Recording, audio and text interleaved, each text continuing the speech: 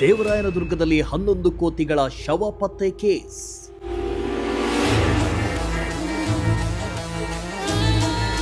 ಅರಣ್ಯ ಇಲಾಖೆ ಅಧಿಕಾರಿಗಳೊಂದಿಗೆ ಡಿಸಿ ತುರ್ತು ಸಭೆ.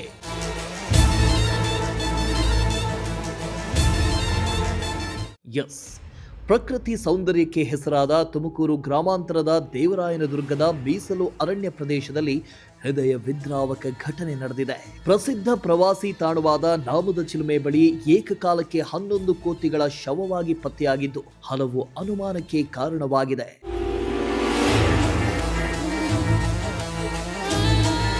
ಕಳೆದ ಶುಕ್ರವಾರ ಕೋತಿಗಳ ಶವ ಪತ್ತೆಯಾಗಿದೆ ಎಂಬ ಸ್ಥಳೀಯರ ಮಾಹಿತಿ ಮೇರೆಗೆ ಅರಣ್ಯ ಇಲಾಖೆ ಅಧಿಕಾರಿಗಳು ಕಾರ್ಯಾಚರಣೆ ಆರಂಭಿಸಿದ್ದು 5 ಮಂಗಗಳು ಹಾಗೂ 2 ಹನುಮಾನ್ ಲಂಗೂರ್ಗಳು ಸೇರಿದಂತೆ ಒಟ್ಟು 11 ಕೋತಿಗಳ ಮೃತದೇಹಗಳು ಪತ್ತೆಯಾಗಿವೆ.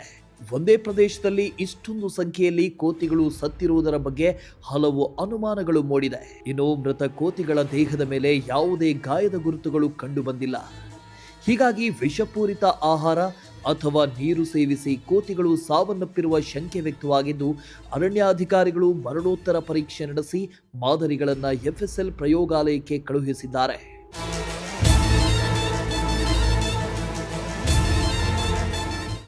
ಇನ್ನು ಜಿಲ್ಲಾಧಿಕಾರಿ ಶುಭ ಕಲ್ಯಾಣ್ ಅವರು ಇಂದು ಅರಣ್ಯಾಧಿಕಾರಿಗಳು, ಪಶುಸಂಗೋಪನೆ, ಪಶುಪಾಲನೆ ಹಾಗೂ ಪಶುವೈದ್ಯ ಸೇವಾ ಇಲಾಖೆಯ ಅಧಿಕಾರಿಗಳೊಂದಿಗೆ ತುರ್ತು ಸಭೆ ನಡೆಸಿ ಸಂಪೂರ್ಣ ಮಾಹಿತಿ ಪಡೆದಿದ್ದು ಎಫ್ಎಸ್ಎಲ್ ವರದಿ ಬಂದ ಬಳಿಕವೇ ಕೋತಿಗಳ ಸಾವಿಗೆ ನಿಖರ ಕಾರಣ ತಿಳಿಯಲಿದೆ ಅಂತ ಅಧಿಕಾರಿಗಳು ತಿಳಿಸಿದ್ದಾರೆ.